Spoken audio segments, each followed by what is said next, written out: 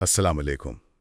آج ہم بھارت میں آپریشن سندور کے بعد پارلیمان میں جو گرما گرمی چل رہی ہے، حکومت اور اپوزیشن کے اپنے اپنے دعوے۔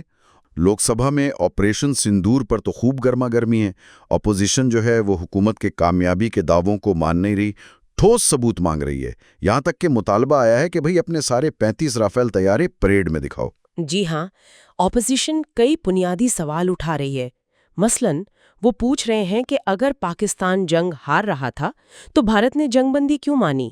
صدر ٹرمپ نے جو کہا کہ میں نے جنگ بندی کروائی، اس کی تردید کیوں نہیں کی گئی؟ بھارت کو خود کتنا نقصان ہوا، خاص طور پر طیاروں کا کیا بنا؟ اور یہ جو پہلگام حملہ ہوا، اس میں انٹیلیجنس کہاں ناکام ہوئی؟ ذمہ دار کون ہے؟ اور راہل گاندھی نے تو اسے سیدھا سیدھا 30 منٹ کا سرنڈر کہہ دیا۔ الزام یہ بھی لگایا کہ حکومت نے فوج کے ہاتھ باندھ دیے۔ یہ بھی سننے میں آیا کہ پارلیمنٹ میں کسی گرے ہوئے بھارتی رافیل طیارے کی تصویر بھی دکھائی گئی۔ دوسری طرف وزیر اعظم مودی کا اپنا موقف ہے۔ انہوں نے تقریر میں کسی بھی بیرونی دباؤ کو رد کیا ہے، البتہ امریکی نائب صدر کی وارننگ کا ذکر کیا کہ پاکستان بڑا حملہ کر سکتا تھا 9 اور 10 مئی کی رات کو، لیکن ساتھ یہ بھی کہا کہ انہیں فون اٹھانے کی فرصت نہیں تھی۔ دعویٰ کیا کہ آپریشن سندور جاری رہا، پاکستانی میزائل حملے ناکام بنائے، مگر طیاروں کے نقصان پر یا ٹرمپ کے دعوے پر کوئی صاف بات نہیں کی۔ اور اس دوران کشمیر میں جو پہلگام واقعے کے بعد کارروائیاں ہوئی ہیں، گھر گرائے گئے، اس پر بھی تنقید ہو رہی ہے۔ اچھا، تو ایک طرف یہ سیاسی اور فوجی گرما گرمی ہے، دوسری طرف کھیل کے میدان میں بھی متحدہ عرب امارات میں جو Bharat Pakistan Asia cup match ہونا ہے، اس کی تیاریوں پر بھی سوال اٹھ رہے ہیں۔ اسد الدین اویسی جیسے لوگ پوچھ رہے ہیں کہ بھئی جب تجارت بند ہے، سفارتی تعلقات اتنے خراب ہیں، تو کرکٹ کیوں؟ کچھ بھارتی میڈیا بھی کہہ رہا ہے کہ بی سی سی آئی صرف پیسوں کے پیچھے ہے۔ ہاں، یہ صورتحال پالیسی میں ایک الجھن یا تضاد تو دکھاتی ہے کہ کہاں تعلقات رکھنے ہیں، کہاں نہیں۔ اچھا، دوسری طرف پاکستان میں ایک بڑا اندرونی مسئلہ چل رہا ہے، چینی کا بحران۔ قیمتیں آسمان پر ہیں، مل بھی نہیں رہیں کہیں کہیں۔ حکومت کیا کہہ رہی ہے اس پر؟ کیا وجہ بتائی جا رہی ہے؟ حکومتی موقف تو یہ ہے کہ پچھلے سال پیداوار اضافی تھی تو اس بنیاد پر برآمد کی اجازت دی، جو معمول کی بات تھی۔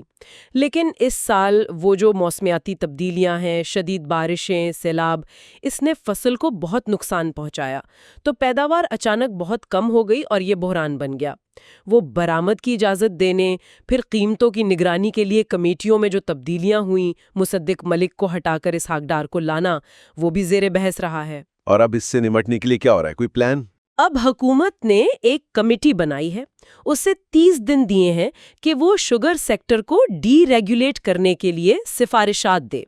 مطلب قیمتوں کے تعین میں، لائسنس وغیرہ میں حکومتی مداخلت کم کی جائے۔ مقصد یہ ہے کہ مارکیٹ خود قیمتیں طے کرے، مقابلہ بڑھے۔ تو مجموعی طور پر اگر دیکھیں سارے واقعات کو، تو یہ صاف نظر آتا ہے کہ کس طرح بین الاقوامی دباؤ، اندرونی طور پر سیاسی احتساب کے مطالبات اور معاشی حقیقتیں، یہ سب مل کر حکومتوں کے لیے بہت پیچیدہ چیلنجز بنا رہی ہیں۔ چاہے وہ مشرق وسطیٰ کا پرانا تنازع ہو، یا جنوبی ایشیا میں سیکیورٹی اور بیانیے کی جنگ، یا پھر مقامی سطح پر مہنگائی کا مسئلہ، ایک مشترکہ بات شاید یہ نظر آتی ہے کہ تینوں جگہ حکومتیں معلومات کو کنٹرول کرنے اور عوامی بیانیے پر اپنی گرفت رکھنے کی کوشش کر رہی ہیں۔ اور شاید سوچوے کی بات یہ ہے کہ آج کے دور میں جب معلومات تک رسائی اتنی زیادہ ہے، عوام کی نظر بھی ہر چیز پر ہے، تو حکومتوں کے لیے قومی سلامتی، خارجہ پالیسی اور عوام کی معاشی بہبود، ان سب میں توازن رکھنا کتنا مشکل ہوتا جا رہا ہے۔ اور کیا یہ موجودہ حکمت عملیاں لمبے عرصے تک چل بھی پائیں گی؟